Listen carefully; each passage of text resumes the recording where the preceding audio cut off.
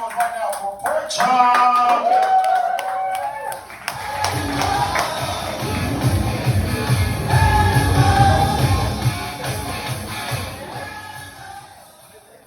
Chateau Comedy Festival, North Hollywood, California. Make some noise for the lab laughing this bitch. Hey, before I get started, I just want to say that's fucked up. He said pork chop and everybody turned around and looked at me. No, that's fucking waitism. How the fuck y'all know I ain't Super Panda? I could have been a Dragon Warrior, y'all don't know.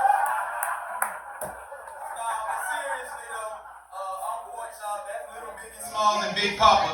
Together we are the Notorious Three. If you wonder why Big Nigga got a couple action figures of another big nigga, it's because representation matters, and I feel like right after gay people, they're gonna give fat people rights next. At least that's what I thought up until this current administration. Under this new Donald Trump regime, gay people might have lost their advantage.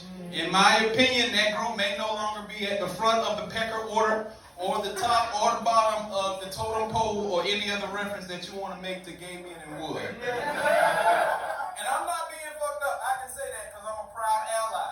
I stand behind y'all, pause. I stand beside y'all on a lot of shit except Chick-fil-A. That is God's chicken.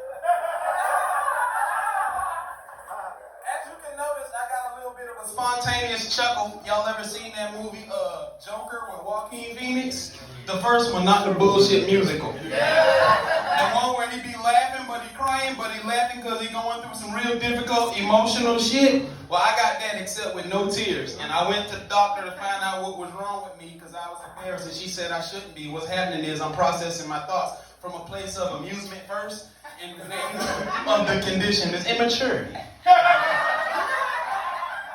June is Men's Mental Health Awareness Month. Make some noise for Men's Mental Health. Kanye West just checked himself and his wife into a rich people rehab. I know I ain't white because I stopped listening to his music when he started selling socks with soles on the bottom for $40 a pop. That nigga been tripping. That nigga did an interview in an all-black leather KKK outfit with a chain on of a it's a symbol. I don't want to say it because I'm recording, but it looked like the ICP logo, the Insane Clown Posse Hatchet Man, except without the head and without the hatchet. It looked like this. It's one of those. Anybody else fortune cookies be vague as fuck? My fortune cookies go one or two directions. That's why I could have been Super Panda. Because my shit either say some real deep shit like Lao Tzu says the journey of 1,000 miles, it begins with a single step. Or it be some shit like today we'll be faced with many challenges, and I'll never take the second kind serious because my challenges could be staying under the light or forgetting to leave them at home because I'm a comedian.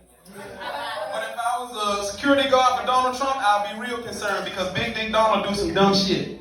I didn't know how dumb the shit would be until they had that conversation with Zelensky at the White House. I feel like to top that, the only thing you can do is he gotta go over there to North Korea and touch Kim Jong-un on the lip. Hey Kim, you got a little something on your shirt. And then he looked off to the left at an invisible camera like the same powers like Deadpool, like he be talking to us over here. Cause he come home and have a press conference like, I wasn't gonna do it, but we were sitting there eating Mongolian beef. And I looked at the boys and I said, hey Todd, why are we eating beef from Mongolia if we're in North Korea? And I touched that fucker right on the lip. And I gotta tell you, those China boys didn't do shit. And on the flight back home, I looked at the boys and I said, hey Todd, we were outnumbered, but we had the bigger dicks and we had the bigger blicks. Y'all ever seen the movie Avatar 2, Way of the Water?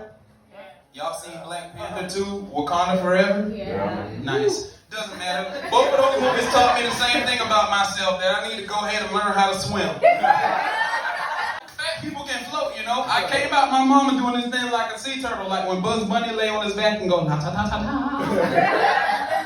It also taught me that I need to know what survival skills is in my Rolodex off deck, because in certain situations I won't put myself in and expect, fuck y'all, normal sized people to help me. Like y'all two seem fond of each other. You look like if she was hanging off the cliff, you might lean off the edge and try to take your arm to pull her up, but if the shoe was on the other foot, I don't expect her to dislocate her arm, try to pull my fat ass up.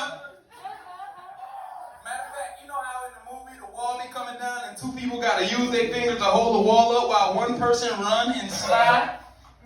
I don't know how to be going that way at my full speed and get my body to do like this and keep going that way in one try. In my mind, it looked like Paul Blart Mall Cop. Nice, nigga. Black people never laugh at that shit.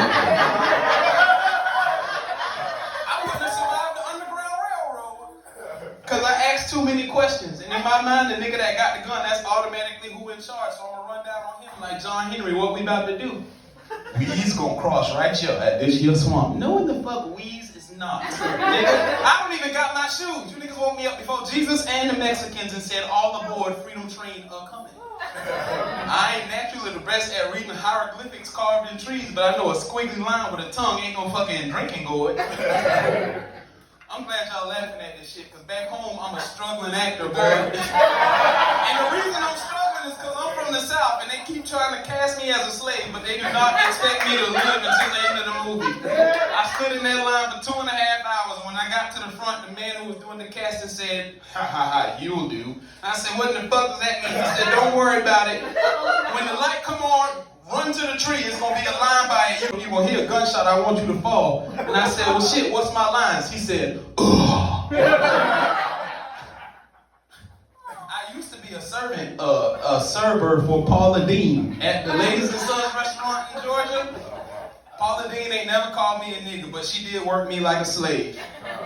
And that's what got me fired, making jokes like that. I came in on my day off because she was coming in for a book signing, and I asked the manager, do y'all need help with anything? He said, yeah. Go down to the basement and get the silverware, bring it up to the second floor and polish that shit. And like I said, you can't necessarily just give me no task like that because of the immaturity. On the way back up to the second floor with the silverware, I was like, yes, sir. Maybe, just maybe, Miss Paula gonna see me and her might give me a raise. And when I got to the top of the second floor, Paula Deen was standing right there, and in real life, that old lady smelled like nutmeg. And she said, what is your name? And I knew she was serious because she did the thing that white men do when they make eye contact with us, but they don't want to speak, so they tuck their lips and raise their eyebrows like...